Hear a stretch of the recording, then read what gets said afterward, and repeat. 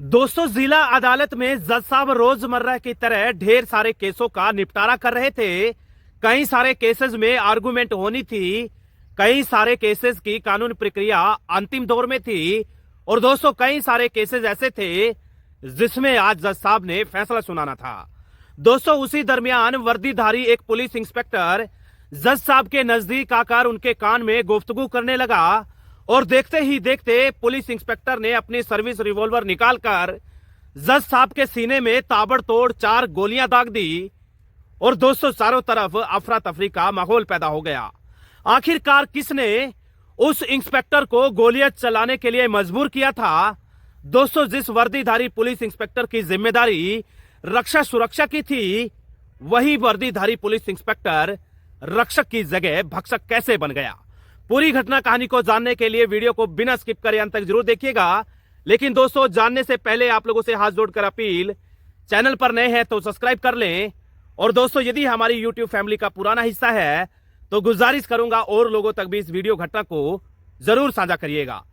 दोस्तों, हमारी इस देश दुनिया का एक देश है अमेरिका, और उसी अमेरिका का एक शहर है कैंटकी। और कैंटकी शहर की जिला अदालत में रोजमर्रा की तरह ढेर सारे लोग, ढेर सारे एडवोकेट्स और तमाम अन्य कानूनी जानकार पहुंचे हुए थे। दोस्तों, जिला अदालत में रोजमर्रा की तरह काफी ज्यादा चहल पहल थी। तरह तरह की केसेस की सुनवाई आज भरी अदालत में होने जा रही थी। दोस्तों, जैसे ही जज साहब की अदालत में एंट्री हुई तो तमाम वकील और लोगों ने जोरदार तालियां बजा करके तालियों की गड़गड़ाहट से जज साहब का अभिनंदन इस्तकबाल किया। दोस्तों, जज साहब आकर के अपनी चेयर पर बैठते हैं और तमाम केसेस की सुनवाई को शुरू कर दिया था। दोस्तों, देखते ही देखते एक पुलिस इंस्पेक्टर कोर्ट में एंट्री करता है और नजदीक आकर जज साहब के कान में गुफ्तगू करने लगा। दोस्तों, देखते ही देखते जज साहब को वो पुलिस इंस्पेक्टर उनके चैम्बर में ले गया और चंद मिनट बाद चैम्बर से गोलियां चलने की आवाज सुनाई दी।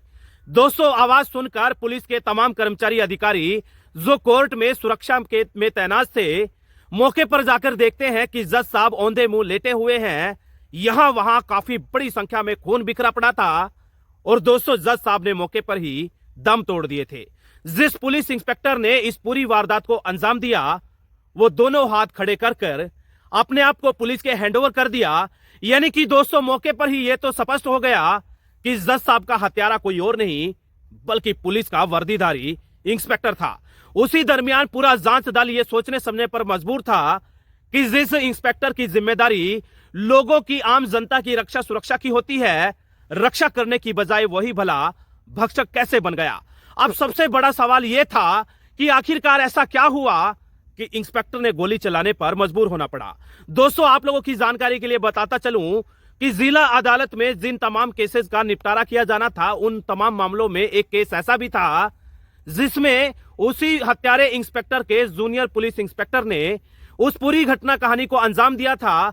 यानी कि पुलिस के एक जूनियर इंस्पेक्टर के ऊपर यह आरोप था कि जेल में बंद एक महिला कैदी के साथ बलात्कार जैसा जघन्य अपराध को अंजाम दिया था। और दोस्तों, अंजाम कहीं और नहीं बल्कि पुलिस इंस्पेक्टर के कमरे में। बहरहाल दोस्तों, पूरी घटना कहानी में तमाम तरीके के आरोप उसी हत्या आरोपी पुलिस इंस्पेक्टर के ऊपर भी लगे थे। और पूरे मामले में वही police inspector junior police inspector के खिलाफ मामले में चश्मदीद गवाह था। और शायद हो भी ये सकता है कि उसी दिन जिस दिन उसने पूरी घटना कहानी को अंजाम दिया, यानी कि जज साहब को सरेआम गोलियों से भुना, उस दिन उसी मामले में पुलिस इंस्पेक्टर की गवाही होनी थी। दोस्तों, मिली जानकारी अनुसार जांच दल बड़ी नजदीक से पूरी घटना कहानी की तह तक जाने का प्रयास कर रहा है।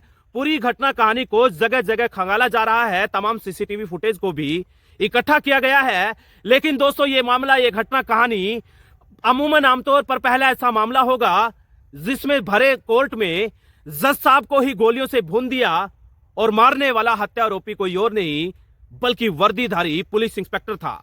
दोस्तों, आप लोगों को जाते जाते बताता चलूं कि हमारे देश में पुलिस इंस्पेक्टर के अलावा आम जनता के पास जो रिवॉल्वर होता है उसके लिए लाइसेंस का होना बहुत ज्यादा जरूरी है। लेकिन अमेरिका जैसे बड़े देश में इंस्पेक्टर के अलावा भी आम जनता पिस्टल या अन्य तरह के जो हथियार हैं वो बड़े आसानी से रख सकते हैं।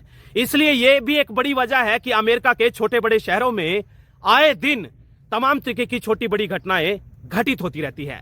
दोस्तों, इस पूरे घटना कहानी में क्या कुछ सामने आएगा ये तो भविष्य तय करेगा, क्योंकि मामला पुलिस बड़ी संजीदगी से, तत्परता से जांच में जुटी हुई है।